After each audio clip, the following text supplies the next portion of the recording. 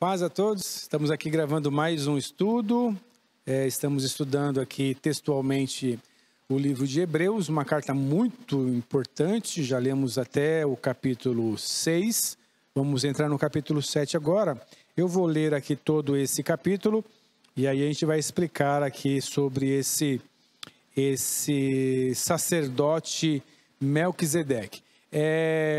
O autor aos Hebreus já falou no capítulo 3, 4, 5, 6 sobre Melquisedeque, mas ele não deu uma explicação muito profunda, ele só falou do sacerdócio de Cristo ser a maneira de Melquisedeque, não de Arão, né? Não de Levi. É um rei, ele fala sobre esse sacerdócio como sendo um sacerdócio eterno, e ele diz que é difícil de explicar. No versículo 11, do capítulo 5, o autor diz isso, né? Quanto a isso, né? Quanto a essa designação de sacerdote segundo a ordem de Melquisedeque que Jesus tem, quanto a isso temos muito que dizer, coisas difíceis de explicar, mas vocês se tornarão lentos para aprender. Então ele fala um pouco mais sobre o sacerdócio de Melquisedeque e fala sobre Jesus ser um sacerdote melhor, mas ele não explica muito quem é Melquisedeque. Ele reserva o capítulo 7 só para falar disso e falar da sobreexcelência, né? Um sacerdócio superior que tem, então, Melquisedeque. O que esse autor já falou? Ele já falou no capítulo 1 que Jesus é superior aos profetas e aos anjos. Ele já falou no capítulo 2 que Jesus é superior superior aos anjos novamente, né? E é adorado por eles. No capítulo 3 ele falou sobre a superioridade de Jesus a respeito de Moisés. Jesus é superior a Moisés e toda a lei mosaica. E no capítulo 4 ele fala sobre um descanso melhor do que o descanso que fora prometido aos hebreus, né? Então um descanso de uma terra prometida melhor, que eles não alcançaram o descanso que Deus tinha para eles mesmos, né? Para os judeus, mas que nós temos a possibilidade de um descanso melhor. Então a igreja, o cristianismo tem como proposta, né, dada por Deus, um descanso melhor do que o descanso ali de Canaã física que foi prometido aos judeus. No capítulo 5 ele começa a mostrar que Jesus é um grande sumo sacerdote, né? Ele é o grande sumo sacerdote, é um escolhido segundo essa ordem de Melquisedeque, né? Que é infindável o seu sacerdócio e que não devemos apostatar dessa fé e nem trocar esse sacerdote por um sacerdócio menor, que é o sacerdócio araônico, né? Que é o sacerdócio do leviterato.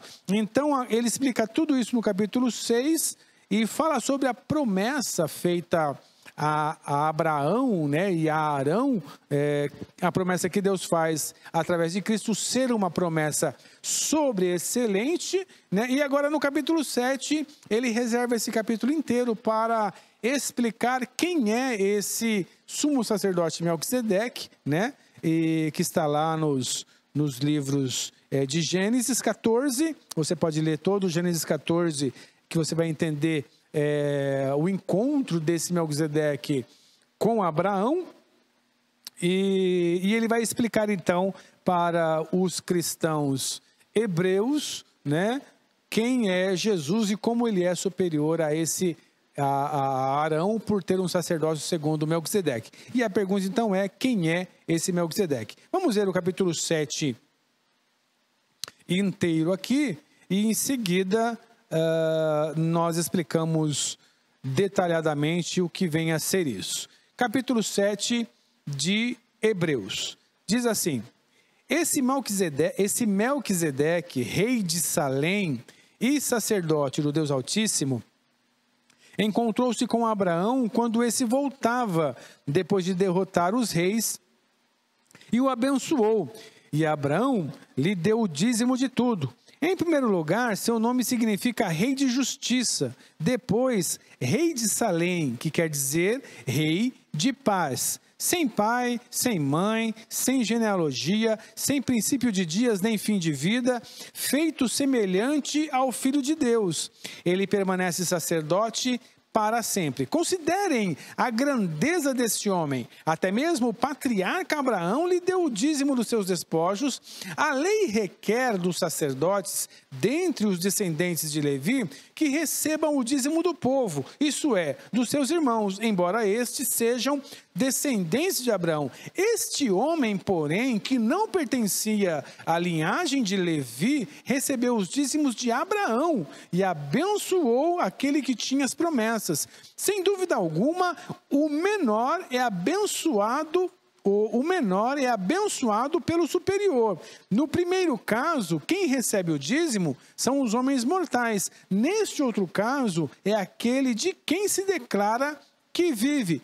Pode-se até dizer que Levi, que recebe os dízimos, entregou-os por meio de Abraão, pois quando Melquisedeque se encontrou com Abraão, Levi ainda não havia sido gerado.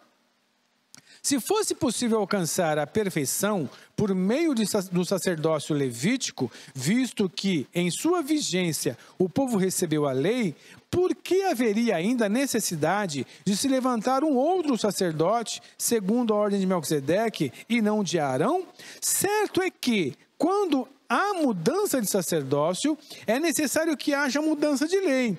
Ora, aquele de quem se dizem estas coisas pertencia a outra tribo, da qual ninguém jamais havia servido diante do altar. Pois é bem conhecido que o nosso Senhor, Jesus, descendente de Judá, tribo do qual nada fala quanto a sacerdócio. O que acabamos de dizer fica ainda mais claro quando aparece outro sacerdote semelhante a Melquisedeque. Alguém que se tornou sacerdote não por regras relativas à linhagem, mas segundo o poder de uma vida indestrutível, porquanto sobre ele é afirmado: tu és sacerdote para sempre, segundo a ordem de Melquisedeque. A ordenança anterior é revogada, porque era fraca e inútil, pois a lei não havia aperfeiçoado coisa alguma, sendo introduzida uma esperança superior pela qual nos aproximamos de Deus. E isso não aconteceu sem juramento. Outros se tornaram sacerdotes sem qualquer juramento, mas ele se tornou sacerdote com juramento quando Deus lhe disse: o Senhor jurou e não se arrependerá, tu és sacerdote para sempre. Jesus tornou-se por isso mesmo a garantia de uma aliança superior. Ora, daqueles sacerdotes tem havido muitos, porque a morte os impede de continuar em seu ofício. Mas visto que vive para sempre, Jesus tem um sacerdócio permanente. Portanto, ele é capaz de salvar definitivamente aqueles que, por meio dele, aproximam-se de Deus, pois vive sempre para interceder por eles. É de um sumo sacerdote como esse que precisávamos, santo, inculpável, puro, separado dos pecadores, exaltado acima dos céus. Ao contrário dos outros sumos sacerdotes, ele não tem necessidade de oferecer sacrifício dia após dia, primeiro por seus próprios pecados e depois pelos pecados do povo. E ele o fez uma vez por todas, quando a si mesmo se ofereceu, pois a lei constituiu sumos sacerdotes a homens que têm fraquezas, mas o juramento que veio depois da lei constituiu o Filho de Deus perfeito para sempre. O autor de Hebreus identifica Jesus como sumo sacerdote, mas não como sumo sacerdote da linhagem araônica, da linhagem dos levitas, né? Mas com ordem, de acordo com a ordem de Melquisedeque. Tanto no capítulo 5, como no capítulo 6 e no capítulo 4 ele cita alguma coisa também. Mas quem é esse Melquisedeque? Por que Jesus é um sacerdote segundo a ordem de Melquisedeque, em vez de ser um sacerdote segundo a ordem levítica, segundo a ordem araônica? No capítulo 7, então, o autor está respondendo essas duas questões. Melquisedeque, ele aparece na história bíblica por um período de tempo, por poucos versículos, na verdade 2 versículos, né? Capítulo 14 do livro de Gênesis, versículo 18, 19 e 20, se eu não me engano, 18, 19 e 20, 3 versículos, porque a Bíblia não registra o nascimento desse Melquisedeque, nem registra a sua morte e nem registra a sua genealogia, né, de quem ele descendia. Melquisedeque aparece ser de natureza eterna, né, como o Filho de Deus. Ele é identificado como sendo tanto rei de Salém, né, que significa rei de paz, como sendo o sacerdote do Deus Altíssimo. O autor deseja demonstrar, então, a superioridade do sacerdócio de Jesus sobre o sacerdócio de Arão. Então, vamos ler lá em Gênesis 14, do versículo 19, do versículo 18 ao 20, para a gente entender o único momento na história em que esse Melquisedeque aparece e ele é identificado depois como sendo sumo sacerdote, rei, sumo sacerdote do Deus Altíssimo, rei, e que Abraão paga a ele dízimo de todos os seus despojos. Gênesis 14, versículo 18. Então Melquisedeque, rei de Salém e sacerdote do Deus Altíssimo, trouxe pão e vinho e abençoou Abraão, dizendo: bendito seja Abraão pelo Deus Altíssimo, Criador dos céus e da terra, e bendito seja o Deus Altíssimo, que entregou seus inimigos em suas mãos, e Abraão lhe deu o dízimo de tudo. Então, registrado esse episódio, mas não dizendo quando nasceu Melquisedeque, de que genealogia ele era, quando morreu Melquisedeque, não é? E ele, quando não existia ainda o sacerdócio levítico, né, que foi introduzido depois, então passou Abraão, passou Isaac, chegou Jacó, não é? E então o povo, ele tem os seus 10 filhos, os seus 12 filhos, seus filhos são levados cativos para Egito, do Egito são tirados por Moisés, passam pelo Monte Sinai, e então é introduzido o sacerdócio segundo a ordem araônica, irmão de Moisés, né? Então, a Bíblia não registra o nascimento desse Melquisedeque, que já era sacerdote do Rei Altíssimo, antes mesmo de existir o sacerdócio do Levítico, o sacerdócio araônico, né? Então Melquisedeque parece ser de natureza eterna, ele não tem dias de começou e morreu, né? A Bíblia não cita, e quando nem existia sacerdote de Deus, do Deus Altíssimo, Deus está chamando Abraão para formar o seu povo ainda. Abraão está saindo da sua terra, da sua parentela, e de repente tem uma briga lá com alguns reis, e ele encontra esse rei de Salém, que o abençoa, e ele dá o dízimo de tudo a esse sacerdote do Deus Altíssimo. Como ele não tem citado na Bíblia quando nasceu, quando morreu e de que genealogia ele era, ele é identificado como sendo rei de Salém e sacerdote do Altíssimo. O autor demonstra que Jesus é superior, ele é um sacerdote superior à ordem sacerdotal dos levitas. Ele é um sacerdote segundo a ordem anterior, a ordem de Melquisedeque, não é? Então, assim, ele afirma a superioridade de Melquisedeque, rei de Salém e sacerdote do Deus Altíssimo, como está escrito ali então em Gênesis que nós lemos, sobre a superioridade de Melquisedeque sobre o sacerdócio araônico. A superioridade do sacerdócio de Melquisedeque é sobre o sacerdócio do leviterato, do Levítico, né? Então, o autor faz, em parte, né, observando que Melquisedeque abençoou Abraão, ou seja, o menor foi abençoado pelo maior, não é? Porque é assim que acontece. Quem pode abençoar? Quem é maior, né? A gente pede a bênção para o pai, né, para a mãe, para a avó, para o vô, porque a gente tem eles como maior, né? Então, você nunca vai ver um pai pedindo a bênção para o filho, né? É o menor que pede a bênção para o maior, é o maior quem abençoa o menor. Então, quem abençoou a Abraão foi Melquisedeque, não foi o contrário.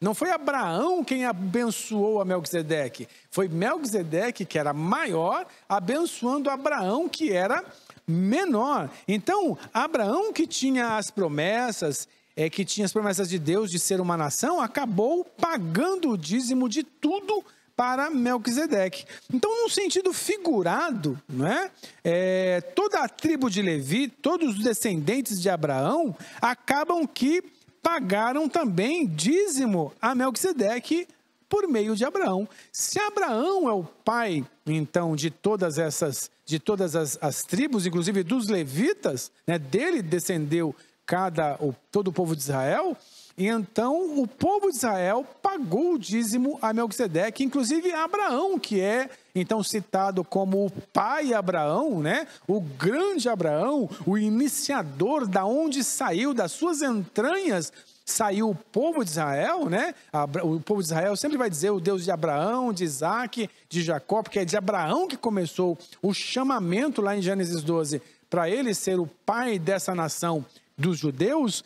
Abraão paga o dízimo para Melquisedeque e Abraão é abençoado por alguém maior, que é Melquisedeque. Então, a resposta que o autor está dizendo é que acaba que toda a descendência de Abraão, todo Israel, inclusive os levitas, acabam que pagaram através de Abraão, dízimo a Melquisedeque, e que foram abençoados, segundo Abraão, por Melquisedeque, e que Melquisedeque pode abençoar porque era maior do que Abraão, e que Melquisedeque pôde receber dízimos de Abraão porque era maior que Abraão. Então, por que uma outra ordem de sacerdócio Jesus seria, senão a ordem dos levitas? Por que seria necessária ser da ordem de Melquisedeque? A resposta é que o sacerdócio levítico era menor do que o sacerdócio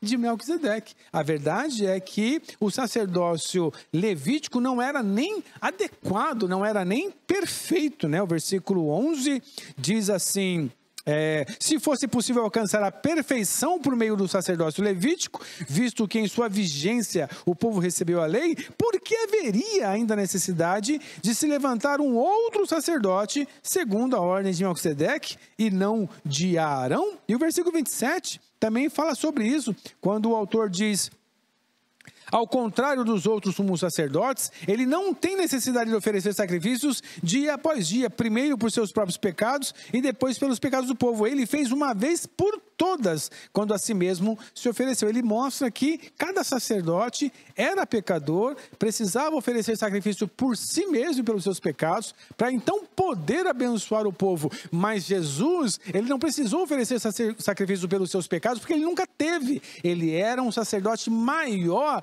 do que a ordem araônica. Ele era um sacerdote segundo a ordem de Melquisedeque, rei de Salém e sacerdote do Deus vivo, né? Então, nem Jesus seria permitido a ele ser um sacerdote da linhagem de Levi, né? O versículo 14 diz isso, né? Pois é bem conhecido que o nosso Senhor, descendente de Judá, era descendente de Judá, da tribo da qual Moisés não fala de sacerdócio. Ou seja, Jesus não era da tribo de Levi. Jesus não poderia, né, tomar para si uma ordem sacerdotal, porque ele não tinha o seu nascimento na tribo dos levitas. Ele era da tribo de Judá, não é? Então Jesus não era permitido ser sacerdote. Os sacerdotes vinham da tribo de Levi, mas Jesus não. Jesus veio da tribo de Judá. Então a lei de Moisés nada dizia sobre homens de Judá ou de qualquer outra tribo se tornarem sacerdotes. E assim, então, era proibido até, né, a proibição clara, sacerdote só quem for levita, quem for descendente, filho de outro sacerdote. Então, como o homem não deve ir além do que Deus autorizou, nenhum cidadão de qualquer outra das 11 tribos de Israel poderiam se tornar sacerdote. Tampouco Jesus, que era da tribo de Judá, né? Maria e José eram da tribo de Judá, ele não podia se tornar um sacerdote, desde que o sacerdote e a lei de Moisés estavam intimamente ligadas, né? A lei de Moisés, ela regia como seria o sacerdócio. A lei mosaica trazia todas as regras para ser, né, para então você ter esse cargo de sacerdote. Se o sacerdote fosse mudado, o versículo 12, 18 e 19 diz aqui, né? Se o sacerdócio for mudado, então a lei também precisa ser mudada, né? Versículo 18 e 19 diz assim: a ordenança anterior é revogada porque era fraca e inútil, pois a lei não havia aperfeiçoado coisa alguma, sendo introduzida uma esperança superior pela qual nos aproxima de Deus. E isso não aconteceu sem juramento. Outros se tornaram sacerdotes sem qualquer juramento, mas ele, Jesus, se tornou sacerdote com juramento quando Deus jurou, dizendo: o Senhor jura e não se arrependerá, tu és sacerdote para sempre. Por isso Jesus tornou por si mesmo a garantia de uma aliança melhor, uma aliança superior, diz o versículo 22. Então aqueles que querem viver sobre a lei de Moisés, né, o autor está deixando isso bem claro, aqueles cristãos, né, ele está falando a judeus convertidos ao cristianismo, aqueles cristãos que querem viver sobre a lei de Moisés naquela época e cristãos que querem viver sobre a lei de Moisés hoje em dia, eles estão claramente se desligando do sacerdócio de Jesus. Eles estão abandonando o sacerdócio superior, que é o sacerdócio segundo a ordem de Melquisedeque, para de novo irem para um sacerdócio inferior, que é o sacerdócio araônico, que é o leviterato, né? Então, eles se desligam. Naquela época, o autor está dizendo: vocês, se abandonarem a Cristo e voltarem a rituais judaicos, vocês vão estar se desligando da ordem de Melquisedeque, que é superior, para de novo se filiarem a uma ordem inferior, que é a ordem araônica, né? Então, hoje é a mesma história. Cada crente que abre mão, que quer seguir judaísmos, que quer seguir doutrinas judaicas e rituais judaicos e conceitos judaicos, cada cristão que está fazendo isso, ele está abandonando a ordem de Melquisedeque que Jesus tem como sacerdote, para ir para uma ordem inferior, uma ordem que precisava ser substituída, uma ordem onde o sacerdote era falho, onde precisava fazer sacrifícios por si mesmo.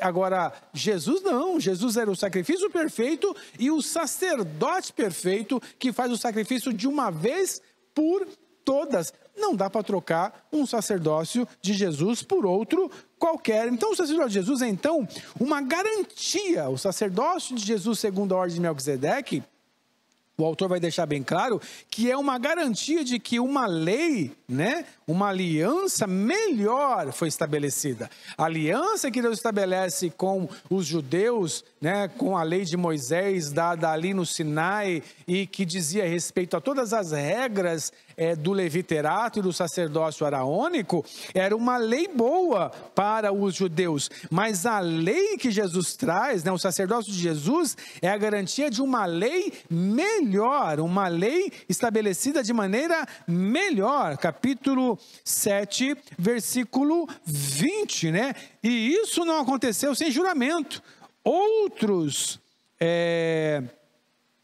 se tornaram sacerdotes, então outros levitas se tornaram sacerdotes sem qualquer juramento, né? Só porque eram filhos de sacerdote. Mas ele, Jesus, se tornou sacerdote com juramento quando o próprio Deus disse: o Senhor jurou e não se arrependerá, tu és sacerdote para sempre. Jesus tornou-se por isso mesmo a garantia de uma aliança melhor, a garantia de uma aliança superior. Vocês, o autor está dizendo, estão dispostos a abrir mão de uma aliança superior para voltar para uma aliança inferior. Vocês estão dispostos a abandonar Cristo e a fé evangélica para voltar a fazer sacrifícios judaicos que têm uma ordem inferior. Então, a garantia de que Cristo, para nós, é um sacerdócio muito melhor e que nós não vamos trocar.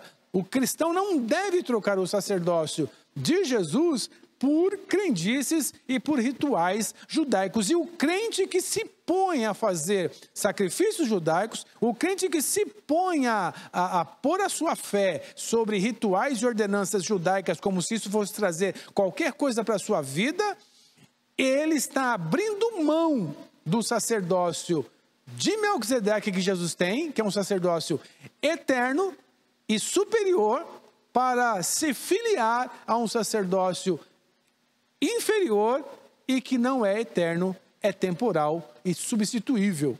Ele está abrindo mão de um sacerdote que é eterno e sem pecado e perfeito, com um sacrifício perfeito, para um sacerdócio imperfeito, temporal e que precisará ser feito várias vezes porque não tem a perfeição e não aperfeiçoa, como diz o versículo 19, pois a lei não havia aperfeiçoado coisa alguma. Então Jesus é um sumo sacerdote superior. Ele foi feito sacerdote pelo poder de uma vida infindável, de uma vida infalível, de um juramento divino. Não porque ele era filho de um sacerdote, ele se tornou sacerdote. Ele é um sacerdote instituído por Deus com um juramento o juramento de ser um sacerdote para sempre, segundo a ordem de Melquisedeque e não segundo a ordem de Arão. E não através de um mandamento carnal, né, uma lei mosaica, né, dada a sacerdotes que eram substituíveis pelos seus filhos porque morriam um dia, desvaneciam um dia, não é? Diferente dos sacerdotes levíticos que eram incapazes de continuar a servir porque a morte os alcançava, Jesus vive para sempre para fazer intercessão por cada um de nós. Você trocaria um sacerdote que não tem a possibilidade de a morte o alcançar, porque ele já venceu a morte, para um sacerdócio araônico do leviterato e que um dia essas pessoas falham? Então veja a loucura que que esse autor está dizendo, né, para os judeus cristãos que estão querendo abandonar a fé. Veja que loucura eles estariam fazendo se abandonassem Cristo, o sumo sacerdote perfeito, eterno, segundo a ordem de Melquisedeque, para trocar de novo pelos rituais judaicos que ainda estavam em voga na sua época entre aqueles que ainda não tinham aceitado a graça de Cristo. Então Jesus foi feito sacerdote através do imutável juramento de Deus. Deus jurou sobre si mesmo, sobre o seu nome, porque não há nada maior do que ele jura por si mesmo. Eu juro pelo meu nome que tu és meu filho, sacerdote eterno, segundo a ordem de Melquisedeque. Então, os sacerdotes levíticos eram fracos. Eles pecavam igual aos homens pelos quais eles intercediam.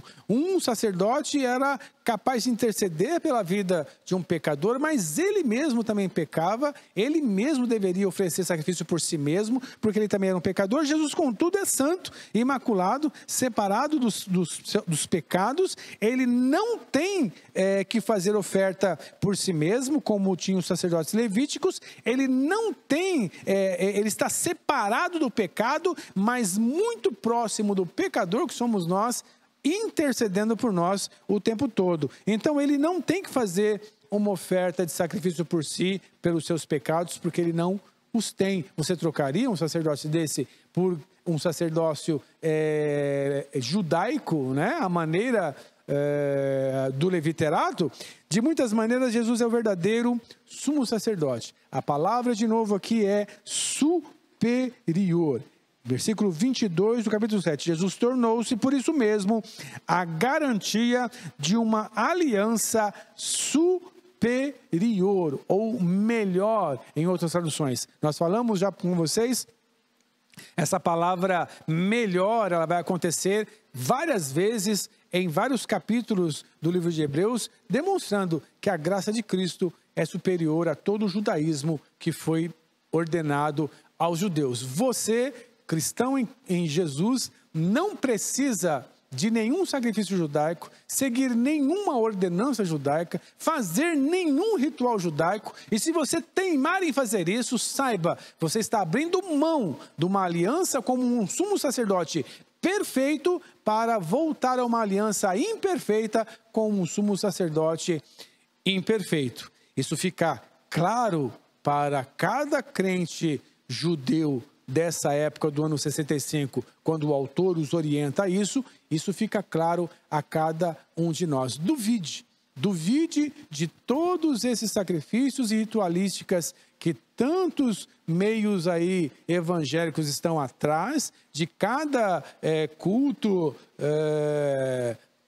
sei lá do que. Rejeite tudo isso, você não precisa. Você é um cristão, você não precisa pôr um quipá na cabeça, você não precisa fazer uma festa da colheita, você não precisa fazer uma festa do Purim, você não precisa andar atrás de nada disso, você não precisa de água do Jordão, você não precisa de nada dessas coisas. Você tem Cristo que é superior a tudo isso. Fique com o melhor, fique com Jesus. É isso que o capítulo 7 deixa muito declarado. E no capítulo 8, que nós vamos ver na nossa próxima gravação, esse sumo sacerdote, ele é sumo sacerdote também de uma aliança que também é melhor, que também é superior. Até o próximo capítulo. Deus abençoe a sua vida. Deu para entender?